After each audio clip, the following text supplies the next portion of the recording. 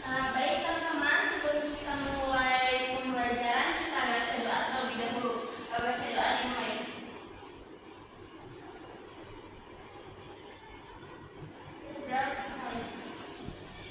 Oke, sebelumnya Ibu absen terlebih dahulu ya.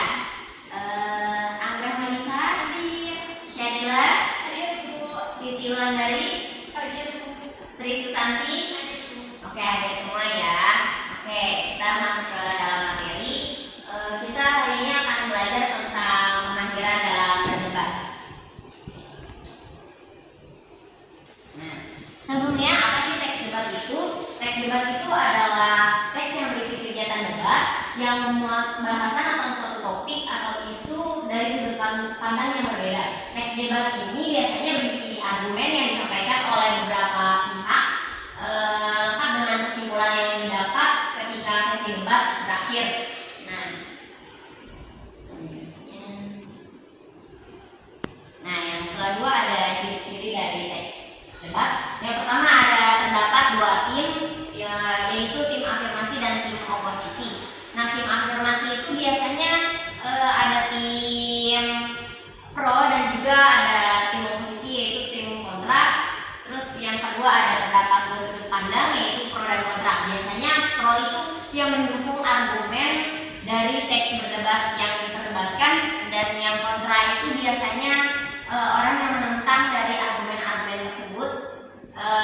Sebenarnya ada juga tuh terdapat topik atau isu yang diperdebatkan. Jadi harus ada isu atau masalah yang diperdebatkan, harus ada argumentasi dari per kelompok atau per tim pro dan juga tim kontra. Lalu ada pihak penengah. Pihak penengah atau tim netral ini biasanya disesuaikan dengan argumentasi atau disesuaikan dengan yang diperdebatkan. Untuk selanjutnya ada unsur-unsur debat ya. Yang pertama ada mosi. Mosi yaitu topik, isu atau permasalahan yang diangkat dalam debat. Nah, sebelum kita mulai berdebat biasanya kita harus mengangkat isu-isu terlebih dahulu untuk berdebat. Biasanya isu-isu yang diambil adalah isu-isu dari lingkungan atau isu-isu sosial yang terjadi di masyarakat. Yang kedua ada tim tadi sudah dijelaskan, yaitu ada tim afirmasi, tim netral, dan juga ada tim oposisi. Yang ketiga ada partisipan. Partisipan biasanya ada juri biasanya untuk lomba berdebat ya. Terus ada moderator. Biasanya moderator itu seperti moderator yang pada umumnya, yaitu memaparkan atau mengiringi perdebatan itu. Yang ketiga dan terakhir ada yang menulis, yaitu orang yang menulis notulen atau kesimpulan dari isi perdebatan tersebut. Selanjutnya ada struktur. Yang pertama ada pembukaan oleh moderator. Sebelum ke intinya menyampaikan topik itu nanti dibuka oleh moderator terlebih dahulu. Yang kedua ada penyampaian pernyataan topik, yaitu memperkenalkan topik apa yang dibahas dalam perdebatan tersebut. Yang ketiga ada pelaksanaan debat, kayak tim pro dan tim kontra menyampaikan argumentasinya. Yang keempat pembacaan kesimpulan. Jadi tim pro dan tim kontra apakah kesimpulannya itu bagaimana gitu. Yang terakhir ada penutup debat. Nah, yang terakhir ada debat parlementer. Debat parlementer itu biasanya yang suka ada di TV atau yang biasa dilakukan.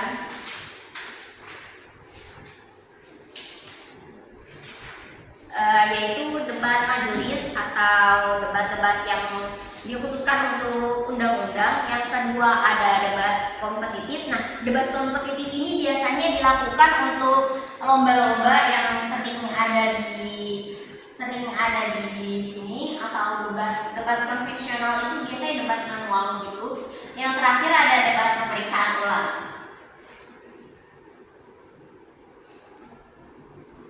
Oke, sudah selesai materi dari saya. Sebelumnya saya akan menampilkan video tentang perdebatan sebelum kalian akan melaksanakan perdebatannya.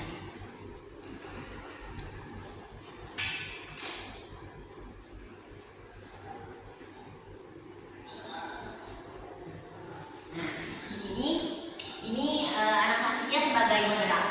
dia mengiringi dari perdebatan tersebut. Terus ada tim afirmasinya, ini ada berjumlah 3 orang. Lalu ada tim oposisinya juga 3 orang.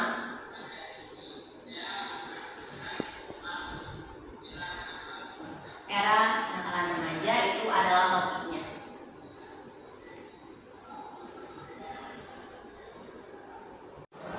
Assalamualaikum warahmatullahi wabarakatuh.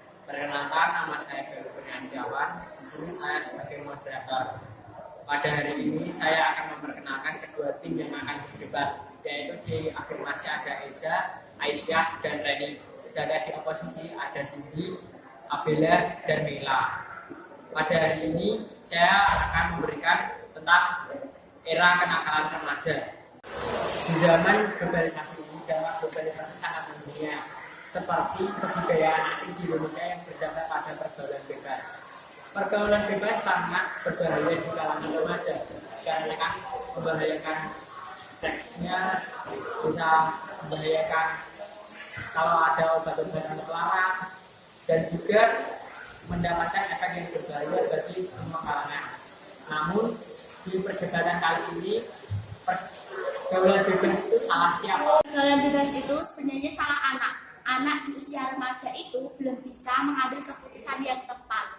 Anak hanya sekedar ikut-ikut karena mereka tidak mau dikatakan ketinggalan zaman. Bukan sepenuhnya kesalahan anak. Kebanyakan dari mereka adalah anak yang kekurangan kasih sayang dari orang tua karena orang tua sibuk bekerja. Mereka tumbuh dari asuhan pembantu dan dari sejak kecil mereka tidak diperhatikan oleh orang tua. Lalu dari itu mereka mencari teman-teman yang baru dan akan melakukan kegiatan menyimpang karena mereka menganggap mereka akan lebih nyaman dalam melakukan hal menyimpang tersebut dengan teman-temannya. Semua remaja terjerumus dalam pergaulan bebas. Karena itu kita sering melihat berita tentang banyaknya remaja yang digerebek oleh polisi karena pergaulan karena seks bebas, tawuran, balapan liar, dan pesta miras. Seharusnya remaja yang sudah berusia 17 tahun itu dapat memilih hal yang baik dan hal yang buruk, tetapi kebanyakan dari mereka melakukan hal yang menyimpang. Seharusnya mereka harus memilih hal yang baik maupun buruk. Tetapi hal itu juga akibat karena faktor dari lingkungan keluarganya yang sudah berpisah maupun orang tuanya yang sering bertengkar di rumah. Dan oleh sebab itu mereka merasakan ketidaknyamanan berada di rumah mereka sendiri. Karena itu mereka menjadi liar dan ingin memulai hal yang baru dengan teman-teman. Para remaja juga kebanyakan sudah masuk dalam keadaan hedonisme, yakni keadaan di mana mereka menganggap bahwa kesenangan pribadi adalah tujuan hidup. Dan pandangan hidup ini menunjukkan bahwa para remaja membentuk dalam bentuk gaya hidup mereka. Remaja rela melakukan apa saja, bahkan mengorbankan harga diri mereka demi mendapatkan kesenangan duniawi itu. Di sini dipertanyakan kembali perihal orang tua dan sudah tidak melihat orang tua yang mengajarkan tentang nilai norma di Indonesia kepada anaknya. Rata-rata anak hanya akan menerima pembelajaran tentang norma-norma di sekolah. Tetapi bagaimana saja apabila orang tua tidak mengajarkan bagaimana cara menerapkan norma-norma di Indonesia dengan baik. Dari debat kali ini bisa saya simpulkan bahwa pergaulan bebas itu bukan salah anak maupun salah orang tua, namun salah kedua-duanya. Dengan itu, maka anak dan orang tua harus menjadikan peran yang lebih baik ke depannya. Sekian, terima kasih. Wassalamualaikum warahmatullahi wabarakatuh.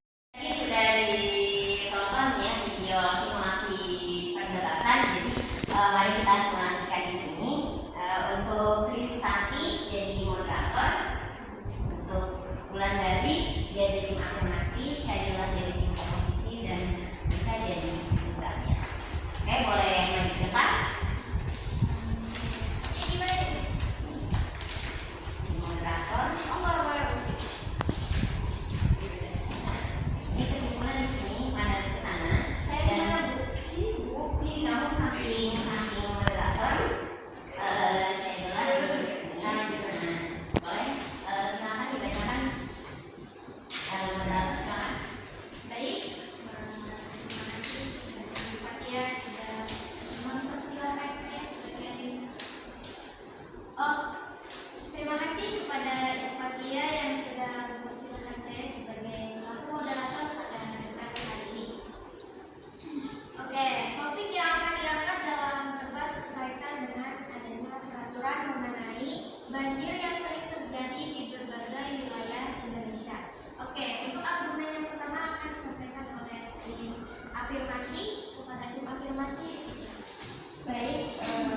Dari tim afirmasi, argumennya itu tidak bisa dipungkiri bahwa banjir cukup sering dialami beberapa wilayah Indonesia jika musim penghujan tiba. Selain dapat mematikan tanaman, banjir juga akan berdampak kepada kesehatan karena airnya yang naik dan aroma tidak sedap yang meluap ke udara. Tentu hal ini harus sama-sama kita cegah dengan berbagai cara, salah satunya penanaman pohon. Baik, terima kasih untuk tim afirmasi. Selanjutnya ada tim oposisi. Silakan untuk menyampaikan argumentasi. Saya tidak setuju dengan pendapat tim afirmasi karena jika mengatasi banjir dengan penanaman pohon sebanyak mungkin, kita bisa lihat berapa banyak tanaman yang sudah ditanam namun tetap menghasilkan kejadian yang sama. Bahkan pohon yang sifatnya menyerap air nyatanya bisa ikut tenggelam karena adanya banjir. Jadi menanam pohon tidak bisa dijadikan solusi dalam mengatasi banjir. Oke, terima kasih kepada tim afirmasi dan oposisi yang sudah menyampaikan argumentasinya yang sangat jelas. Oke, untuk kesimpulan dipersilakan untuk menyampaikan. Baik, kesimpulannya adalah meskipun menanam pohon bukan menjadi satu-satunya solusi dalam mengatasi banjir, setidaknya hal ini dapat mencegah keadaan banjir yang parah. Dengan adanya pohon, manusia juga akan mendapatkan udara segar yang baik untuk tubuh. Oke, sudah selesai ya. Oke, tepuk tangan dulu untuk kita semua. Oke, selamat duduk kalian. Terima kasih. Ya, oke, karena tadi penyampaian materi sudah selesai dan juga video tentang perdebatan juga sudah selesai. Untuk mengukur pembelajaran kali ini, saya akan membagikan soal-soal dan langsung dikumpulkan ya setelah dikerjakan.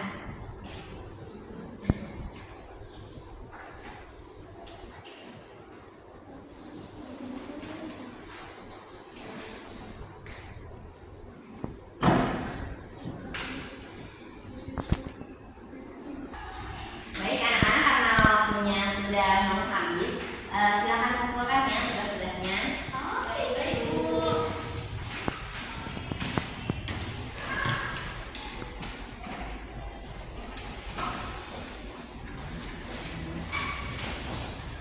Baik, karena pelajaran sudah habis dan materi dan juga video tentang pembelajaran dan juga soal-soalnya sudah selesai semua.